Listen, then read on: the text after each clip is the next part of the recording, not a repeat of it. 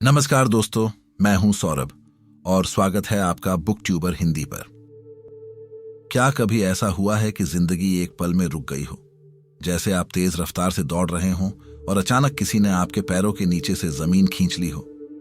सब कुछ थम गया हो, आप एक कमरे में बंद हैं, हिल नहीं सकते और सिर्फ एक ही चीज है जो आपका साथ नहीं छोड़ती, आपके विचार। और वो विचार वो आपको जिंदा जला रहे हैं। हम सब उस हॉस्पिटल के कमरे में कभी ना कभी फंस जाते हैं। हालात अलग होते हैं, कोई बिजनेस में फेल होता है, कोई रिश्ते में टूट जाता है, कोई एग्जाम में रिजेक्ट हो जाता है। हम सब उस बिस्तर पर लेटे हैं, बेबस, लाचार, और एक ही सवाल पूछते हैं, मेरे साथ ही क्यों। आज हम एक ऐसी ही कहानी में उतरेंगे, अजय की कहानी। लेकिन ये सिर्फ अजय की कहानी नहीं है, ये आपकी और मेरी कहानी है। ये उस शक्ति की कहानी है जो हमारी आंखों के पीछे छिपी है। एक ऐसी शक्ति जिसे चीन के महान दार्शनिक लाओ त्जू ने हजारों साल पहले समझने की कोशिश की थी। ये कहानी है टाओइज्म की, ये कहानी है लाओ त्जू के ज्ञान की, और ये कहानी है उस गहरी सच्चाई की कि आपकी कल्पना, आपकी इमेजिनेशन सिर्फ सपने देखने के लिए नहीं है, ये आपकी सच्चाई बनाने के लिए है। अगर आप अपनी जिंदगी की सबसे बड़ी सच्चाई को जानने के लिए तैयार हैं तो मेरे साथ इस सफर में चलिए। शहर में अजय की कपड़ों की एक बड़ी और मशहूर दुकान थी। अजय, वो नाम था कामयाबी का, एक जवान ट्रेडर जिसके खून में रफ्तार थी। वो सिर्फ बिजनेस नहीं कर रहा था, वो एक साम्राज्य खड़ा कर रहा था। उसके सपने बड़े थे, उसकी मेहनत उससे भी ज्यादा। वो हर रोज सुबह उठता और रात तक बस एक ही धुन में रहता, आगे बढ़ना है और आगे। उसकी जिंदगी परफेक्ट लगती थी। दिन में दोस्तों के साथ काम और मजाक, शाम को परिवार के साथ सुकून के पल। वो अपनी दुनिया का राजा था। लेकिन जैसा कि ताओ कहता है, जो बहुत तेजी से ऊपर जाता है वो संतुलन खो देता है।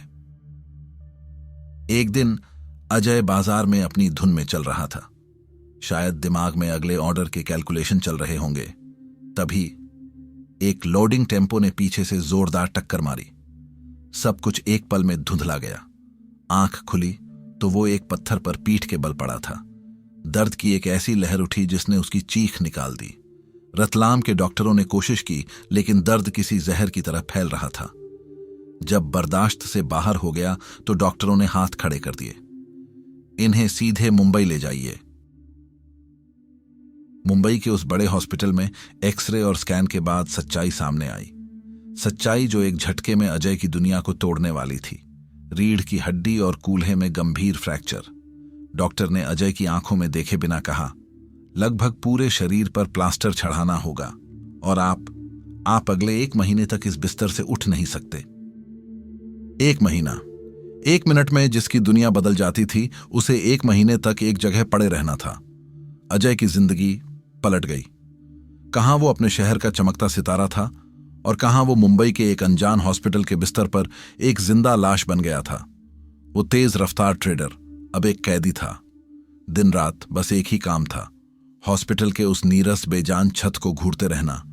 पहले कुछ दिन तो दवाइयों के नशे में कटे, लेकिन जैसे जैसे होश लौटा, एक अलग तरह का दर्द शुरू हुआ। दिमाग का दर्द, खामोशी, वो खामोशी जो पहले उसे कभी नसीब नहीं हुई थी, अब उसे खाने लगी। रात के अंधेरे में नर्स के कदमों की आहट, दवाइयों की गंध और दूर कहीं से आती एम्बुलेंस की आवाज, बस यही उसकी दुनिया थी।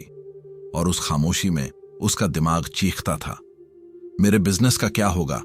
इतना बड़ा नुकसान, सब बर्बाद हो जाएगा।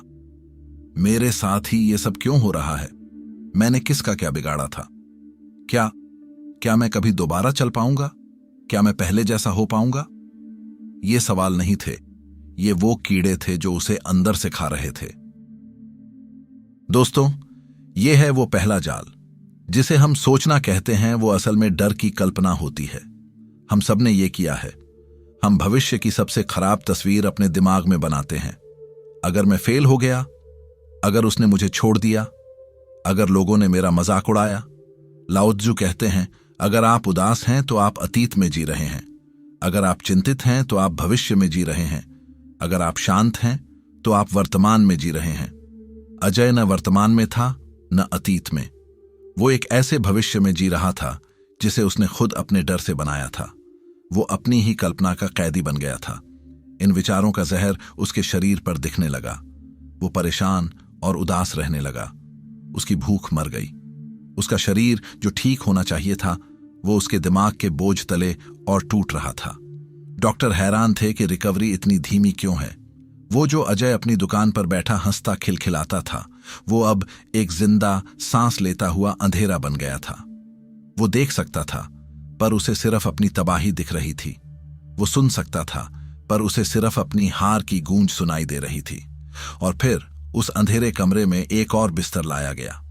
कुछ दिनों बाद अजय के बगल वाले पलंग पर एक नया मरीज भर्ती हुआ। अजय ने बेरुखी से देखा, एक और बदनसीब। लेकिन ये आदमी, ये कुछ अलग था। उसे शायद दिल की कोई गंभीर बीमारी थी। उसके चेहरे पर भी दर्द की लकीरें थीं, लेकिन उसकी आंखों में एक अजीब सी चमक थी। एक ही दिन में अजय की उस व्यक्ति से दोस्ती हो गई। वो उम्र में अजय से बड़ा था, लेकिन उसका स्वभाव एक बच्चे जैसा था। वो मस्त मौला था। वो नर्सों से मजाक करता, दर्द में भी मुस्कुराने की वजह ढूंढ लेता। अजय हैरान था, ये आदमी, ये कैसे इतना खुश रह सकता है? इसे भी तो दर्द हो रहा है। लाओ त्जू का एक और सिद्धांत है, वू वेई। इसका मतलब बिना प्रयास के कर्म करना या प्रवाह के साथ बहना है। हम सब जिंदगी से लड़ते हैं। ऐसा क्यों हुआ? ये नहीं होना चाहिए था। हम लहरों के खिलाफ तैरने की कोशिश करते हैं और थक कर डूब जाते हैं। लेकिन वो आदमी, वो वू वेई का जीता जागता उदाहरण था। वो हॉस्पिटल में था, पर हॉस्पिटल उसके अंदर नहीं था। वो दर्द में था, पर दर्द उसका मालिक नहीं बन पाया था। वो स्थिति से लड़ नहीं रहा था, वो उसके साथ बह रहा था। जब उस आदमी को पता चला कि अजय हिलडुल नहीं सकता, बैठ नहीं सकता, तो उसने एक अजीब सी जिम्मेदारी अपने ऊपर ले ली। हर सुबह वो आदमी अपने बेड पर बैठने की कोशिश करता। दर्द से उसका चेहरा सिकुड़ जाता, लेकिन वो हिम्मत नहीं हारता। वो बैठता और अपने पास की खिड़की का पर्दा हटाता, और फिर वो बोलना शुरू करता। अजय, जो अब तक सिर्फ छत को घूरता था, अब उस आदमी की आवाज पर ध्यान देने लगा। वो आदमी कहता, अजय उठो, सुबह हो गई, जरा बाहर देखो क्या नजारा है। अजय अपनी बंद आंखों से ही सुनने लगा। अरे वाह, आज तो समुद्र बिल्कुल शांत है। हॉस्पिटल की इतनी ऊंची मंजिल से दूर तक, मीलों तक, बस नीला पानी चमक रहा है। सूरज की किरणें उस पर ऐसी पड़ रही हैं जैसे किसी ने हीरे बिखेर दिए हों। अजय ने अपनी आंखें बंद की। उसने उस चमकते समुद्र की कल्पना करने की कोशिश की। आदमी ने बोलना जारी रखा, और देखो, ठीक नीचे एक खूबसूरत सा पार्क है। कितने सारे पेड़ हैं, और उन पेड़ों पर, अरे वाह, रंग बिरंगे पक्षी बैठे चहचहा रहे हैं। पार्क में बच्चे भी हैं। वो देखो, वो लाल गेंद के पीछे कैसे भाग रहे हैं, हंस रहे हैं, खिलखिला रहे हैं। और दूसरी तरफ कुछ बुजुर्ग लोग योग कर रहे हैं। सूरज की ये सुनहरी धूप इन फूलों पर पड़ रही है। गुलाब, गेंदे कितने सुंदर लग रहे हैं। हर सुबह ये सिलसिला बन गया। अजय को अब सुबह का इंतजार रहने लगा। वो आदमी किसी रेडियो कमेंटेटर की तरह हर छोटी बड़ी चीज को बयान करता। वो उस दुनिया को बयान कर रहा था जिसे अजय खो चुका था। अजय आंखें बंद करता और उस आदमी की आवाज के सहारे उस पार्क में पहुंच जाता। वो अपनी कल्पना में उन बच्चों के साथ हंसता। वो उन फूलों की खुशबू को महसूस करता। वो उस ठंडी समुद्री हवा को अपने चेहरे पर महसूस करता। वो अपने दिमाग में उस बिस्तर से उठता और उस पार्क में टहलने लगता। ये सिर्फ कल्पना नहीं थी, ये एक थेरेपी बन गई थी। दोस्तों, यहां एक बहुत गहरा विज्ञान काम कर रहा है। न्यूरोसाइंस कहता है कि हमारा दिमाग, हमारा ब्रेन एक असली अनुभव, रियल एक्सपीरियंस, और एक गहरी जीती जागती कल्पना, विविड इमेजिनेशन के बीच फर्क नहीं कर सकता। जब आप सिर्फ कल्पना करते हैं कि आप नींबू चाट रहे हैं, तो भी आपके मुंह में असली पानी आ जाता है। क्यों? क्योंकि दिमाग के लिए वो कल्पना भी उतनी ही असली थी। जब अजय उस पार्क की कल्पना कर रहा था, तो उसका दिमाग वही happy hormones, dopamine, serotonin release कर रहा था, जो सच में पार्क में घूमने से मिलते। धीरे धीरे अजय बदलने लगा। उसकी उदासी दूर होने लगी। वो जहर, वो डर जो उसके दिमाग में भरा था, वो अब बाहर निकल रहा था। उसने चिंता करना कम कर दिया और जिस दिन दिमाग ने चिंता छोड़ी, शरीर ने अपना काम शुरू कर दिया। उसकी भूख लौट आई। वो अब खाने की जिद करने लगा। अजय ने दो और चीजें करनी शुरू की। पहली, उसने अपने पुराने दोस्तों को फोन लगाना शुरू किया। अब वो उनसे अपने दर्द के बारे में नहीं, बल्कि पुरानी मजेदार बातों के बारे में बात करने लगा। वो फिर से हंसने लगा। दूसरी, जब दिमाग शांत हुआ तो उसे नए आइडियाज आने लगे। उसने फोन पर ही लेटे लेटे अपने स्टाफ को काम संभालने के नए तरीके सिखाए। उसने बिजनेस की चिंता करना छोड़कर बिजनेस को गाइड करना शुरू कर दिया। वो वुवेई को अपना रहा था। वो लड़ नहीं रहा था, वो रास्ता बना रहा था। उसकी पीठ भी अब तेजी से ठीक हो रही थी। और एक दिन डॉक्टर ने खुशखबरी दी, अजय, तुम्हारी रिकवरी कमाल की है, तुम अब कुछ देर के लिए बैठ सकते हो। उस दिन अजय बहुत खुश था। इस पूरे बदलाव से अजय को दो बातें साफ समझ आ गईं। पहली, मैं बेवजह चिंता कर रहा था। मैं अपने डर से खुद को ही बीमार कर रहा था। बिजनेस भी चल रहा है, शरीर भी ठीक हो रहा है, मैं ही अपने रास्ते में खड़ा था। और दूसरी बात जो ज्यादा गहरी थी, ये सब इस अच्छी संगत का असर है। मेरा ये नया दोस्त, ये कितना खुशकिस्मत है, ये कितना खुश रहता है। काश मैं भी इसकी तरह अंदर से असलियत में इतना खुश हो पाता। वो अपने दोस्त से जल नहीं रहा था, वो उससे प्रेरित हो रहा था। वो उस जैसा बनना चाहता था। कुछ दिन और निकले। अजय अब बैठने लगा था और फिर एक सुबह अचानक वो दोस्त हॉस्पिटल से चला गया। शायद उसे छुट्टी मिल गई थी या किसी और वार्ड में शिफ्ट कर दिया गया। अजय को पता ही नहीं चला। अजय फिर से अकेला हो गया। उसे उस आदमी की बहुत याद आई, उस आवाज की, उस खिड़की की। उसने सोचा, कोई बात नहीं, अब मैं खुद बैठ सकता हूं। मैं भी रोज सुबह उस खिड़की के पास बैठूंगा और उन सुंदर नजारों का आनंद लूंगा। मैं भी उस पार्क को, उस समुद्र को अपनी आंखों से देखूंगा। उसने नर्स को बुलाया। नर्स, क्या आप प्लीज मुझे उस पलंग पर शिफ्ट कर सकती हैं जो खिड़की के पास है, जहां मेरा दोस्त लेटा करता था। नर्स थोड़ी हैरान हुई पर मान गई। अजय का बिस्तर बदल दिया गया। वो बहुत उत्साहित था। उसने हिम्मत जुटाई और दर्द को सहते हुए वो पलंग पर बैठ गया। उसने खिड़की की तरफ मुंह घुमाया और उसका दिल धक से रह गया। वहां कोई खिड़की नहीं थी। वहां सिर्फ एक खाली सीलन भरी दीवार थी। अजय का दिमाग सुन्न हो गया। ये कैसे हो सकता है? उसने तुरंत नर्स को बुलाया। सिस्टर, आपने शायद मुझे गलत बिस्तर पर शिफ्ट कर दिया है। यहां तो कोई खिड़की ही नहीं है। मेरा दोस्त, वो तो रोज मुझे इसी खिड़की से बाहर का हाल बताता था। वो पार्क, वो समुद्र। नर्स एक पल के लिए रुकी और फिर वो मुस्कुराई। एक ऐसी मुस्कान जिसमें दया थी और सम्मान भी। नर्स ने कहा, अजय, आपको कोई बहुत बड़ी गलतफहमी हुई है। इस कमरे में कभी कोई खिड़की थी ही नहीं, और अगर होती भी तो भी वो व्यक्ति आपको कुछ बता नहीं पाता। अजय ने कांपती आवाज में पूछा, क्यों? नर्स ने गहरी सांस ली और कहा, क्योंकि वो व्यक्ति तो देख ही नहीं सकता था। वो अंधा था।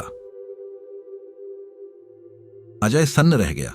ये शब्द नहीं थे, ये एक हथौड़ा थे। अंधा? वो आदमी जो उसे समुद्र के रंग बताता था, वो अंधा था। वो आदमी जो उसे फूलों की खूबसूरती दिखाता था, वो अंधा था। वो आदमी जो उसे बच्चों की मुस्कान दिखाता था, वो अंधा था। अजय बहुत देर तक उस खाली दीवार को घूरता रहा। जिसके पास आंखें थीं, वो सिर्फ अंधेरा देख रहा था। जिसके पास आंखें नहीं थीं, उसने एक पूरी दुनिया बना दी। वो आदमी खुशकिस्मत नहीं था। वो खुश रहना चुन रहा था। वो सिर्फ अजय को दिलासा नहीं दे रहा था। वो अपनी कल्पना शक्ति से उस बदबूदार हॉस्पिटल के कमरे को एक जन्नत में बदल रहा था। पहले अपने लिए और फिर अजय के लिए। कल्पना शक्ति, पावर ऑफ इमेजिनेशन। उस अंधे इंसान ने अजय के मन में वो रोशनी भर दी जो अजय की अपनी आंखें नहीं भर पा रही थीं। उसने अजय को वो सिखा दिया जो लाओ त्जू हजारों सालों से कह रहे हैं। लाओ त्जू कहते हैं, बिना दरवाजा खोले कोई पूरी दुनिया को जान सकता है। बिना खिड़की से झांके कोई स्वर्ग के रास्तों को देख सकता है। वो अंधा आदमी वो ताओ का सबसे बड़ा ज्ञानी था। वो जानता था कि असली दुनिया बाहर नहीं है, असली दुनिया सीने पर हाथ रखकर, यहां अंदर है। दोस्तों, हम सब उस कल्पना शक्ति का इस्तेमाल हर रोज हर पल कर रहे हैं, बस गलत दिशा में। जब आप सोचते हैं लोग मेरे बारे में क्या सोचेंगे, ये कल्पना है। जब आप घबराते हैं पक्का मेरा इंटरव्यू खराब हो जाएगा, ये कल्पना है। जब आप डरते हैं मेरा बिजनेस डूब जाएगा, ये कल्पना है। वो मुझे पसंद नहीं करता, ये कल्पना है। मेरी किस्मत ही खराब है, ये कल्पना है। हम अपनी ही इमेजिनेशन से एक जहन्नुम नरक बनाते हैं और फिर उसमें जीते हैं। अजय वही कर रहा था। हमारी सबसे बड़ी बीमारी गलत कल्पना है। डर की कल्पना, असफलता की कल्पना, दूसरों की सोच की कल्पना। डर भी इमेजिनेशन है, बस उसका गलत इस्तेमाल। तो हमें क्या करना चाहिए? हमारे पास ये शक्ति पहले से है, हमें इसे पैदा नहीं करना है, हमें सिर्फ इसका सही उपयोग करना है। मशहूर लेखक कोलिन विल्सन ने एक कमाल की बात कही है, imagination should be used not to escape reality but to create it. कल्पना शक्ति का प्रयोग सच्चाई से भागने के लिए नहीं, बल्कि सच्चाई पैदा करने के लिए करना चाहिए। अजय का दोस्त सच्चाई से भाग नहीं रहा था, वो हॉस्पिटल के बिस्तर पर ही था, लेकिन उसने अपनी कल्पना से एक नई सच्चाई पैदा कर दी। एक ऐसी सच्चाई जिसमें खुशी थी, शांति थी और उम्मीद थी। और उस सच्चाई ने न सिर्फ उसे जिंदा रखा, बल्कि एक टूटे हुए इंसान अजय को भी ठीक कर दिया। महान लेखक जोसेफ मर्फी ने अपनी किताब the power of your subconscious mind में इसी राज को खोला है। वो कहते हैं, जो भी आप पाना चाहते हैं या जो भी आप बनना चाहते हैं, उसे सिर्फ सोचिए मत, उसे अपने मानसिक चित्रों में देखिए, उसे महसूस कीजिए। ये महसूस करना, फीलिंग ही असली राज्य है। वो अंधा आदमी सिर्फ सोच नहीं रहा था कि बाहर पार्क है, वो उस पार्क की हवा को महसूस कर रहा था। वो उन बच्चों की हंसी को महसूस कर रहा था। जोसेफ मर्फी कहते हैं, अपनी कल्पना को भावनाओं से जोड़ दीजिए। प्रेम की भावना, उत्साह की भावना, धन्यवाद, ग्रेटिट्यूड की भावना, आत्मविश्वास की भावना। जब आप अपनी कल्पना को इन शक्तिशाली भावनाओं से चार्ज करते हैं, तो आपका अवचेतन मन, सबकॉन्शियस माइंड, उसे एक आदेश, कमांड की तरह लेता है। और फिर आपका अवचेतन मन उस कल्पना को आपकी असल जिंदगी में लाने के लिए कायनात की सारी शक्तियों को मजबूर कर देता है। इसी को नेविल गोडार्ड ने लॉ ऑफ असम्पशन कहा है। मान लो कि वो हो चुका है। इसी को भारत के वेदों में संकल्प शक्ति कहा गया है। इसी को भगवद गीता में कहा गया है, यथा भावो तथा भवति। जैसा भाव रखोगे वैसा परिणाम पाओगे। ये कोई जादू टोना नहीं है, ये दिमाग का शुद्ध विज्ञान है। स्वामी विवेकानंद ने कहा था, what ever you think you become. आप जैसा सोचते हैं आप वैसा ही बन जाते हैं। आज हमारे चारों तरफ जो भी है, ये मोबाइल जिस पर आप ये वीडियो देख रहे हैं, ये कुर्सी जिस पर आप बैठे हैं, ये घर जिसमें आप रहते हैं, ये सब पहले किसी न किसी की कल्पना में ही पैदा हुआ था। स्टीव जॉब्स ने कहा था, आपके आसपास की हर चीज जिसे आप जिंदगी कहते हैं, वो उन लोगों द्वारा बनाई गई थी जो आपसे ज्यादा होशियार नहीं थे। ये सब एक आइडिया, एक कल्पना से शुरू हुआ था। तो सवाल ये नहीं है कि आपके पास कल्पना शक्ति है या नहीं। सवाल ये है कि आप अपनी कल्पना शक्ति का इस्तेमाल अपनी बर्बादी लिखने के लिए कर रहे हैं या अपनी कामयाबी की कहानी लिखने के लिए। वो अंधा आदमी, वो लाओ त्जू का शिष्य था। वो जानता था कि दिमाग एक बाग की तरह है। आप या तो उसमें डर और चिंता के कांटे उगा सकते हैं या फिर खुशी और कामयाबी के फूल खिला सकते हैं। फैसला आपका है। लाओ त्जू कहते हैं, जो दूसरों को जानता है वो बुद्धिमान है, जो खुद को जानता है वो प्रबुद्ध ज्ञानी है। अजय के पास आंखें थीं, पर वो बाहर की दुनिया में उलझा था।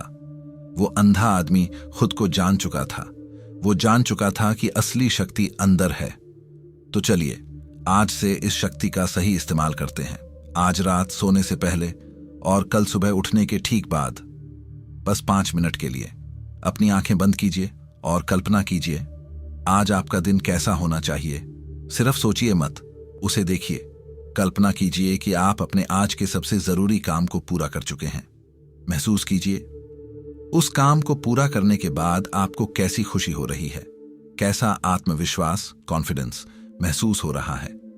कल्पना कीजिए कि लोग आपकी तारीफ कर रहे हैं, उस तारीफ को सुनिए, उस गर्व को महसूस कीजिए। अब जरा और आगे जाइए। आज से 6 महीने बाद कल्पना कीजिए कि आप अपने उस बड़े सपने को पूरा कर चुके हैं जिसके लिए आप इतनी मेहनत कर रहे हैं। वो क्या है? एक नई गाड़ी, एक नया घर, एक कामयाब बिजनेस, एक स्वस्थ शरीर। उसे अपनी कल्पना में जी लीजिए। जब आप उस सपने को पालेंगे तो आपके परिवार वालों के चेहरे पर कैसी मुस्कान होगी। अपने माता पिता की आंखों में वो गर्व देखिए, अपने दोस्तों की वो शाबाशी सुनिए। उस पल को जी भरकर महसूस कीजिए। जब हम इन कल्पनाओं को, इन मानसिक चित्रों को अपनी भावनाओं के साथ बार बार रोजाना महसूस करते हैं तो वो हमारी सच्चाई बनने के लिए मजबूर हो जाती है। हमारा दिमाग एक चुंबक बन जाता है जो उन चीजों को, उन मौकों को और उन लोगों को अपनी तरफ खींचता है जो उस कल्पना को सच करने के लिए जरूरी है। अजय के साथ यही हुआ। पहले वो डर की कल्पना कर रहा था और उसकी जिंदगी बदतर हो रही थी। फिर उसने खुशी की कल्पना की और उसकी जिंदगी बेहतर होने लगी। वो अंधा आदमी अजय के जीवन में वो लाओ त्जू था, वो गुरु था। उसने अजय को एक आईना दिखाया। उसने कहा, जिसे आंखें नहीं थीं उसने मुझे देखना सिखा दिया। जिसे सब कुछ दिख रहा था वो अपने अंधेरे में जी रहा था। आंखें होने से कुछ नहीं होता, देखने की चाह होनी चाहिए।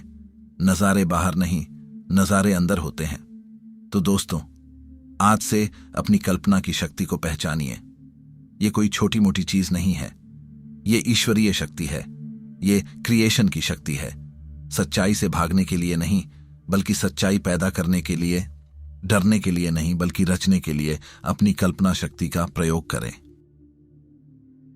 जैसा कि स्वामी विवेकानंद जी कहते हैं, इमेजिनेशन क्रिएट्स रियलिटी। कल्पना ही सच्चाई को जन्म देती है।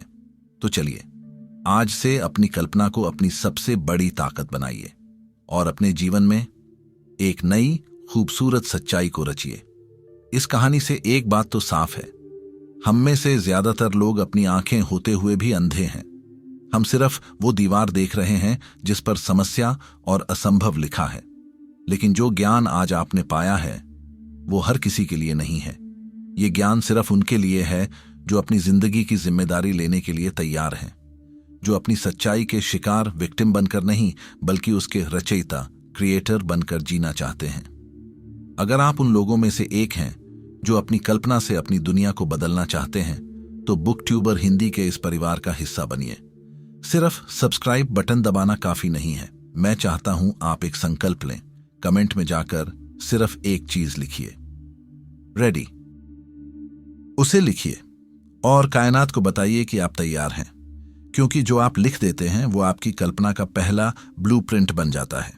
याद रखिए, जो आंखें न देख सकें उसे कल्पना से देखा जा सकता है। देखते रहिए और रचते रहिए। बहुत बहुत धन्यवाद।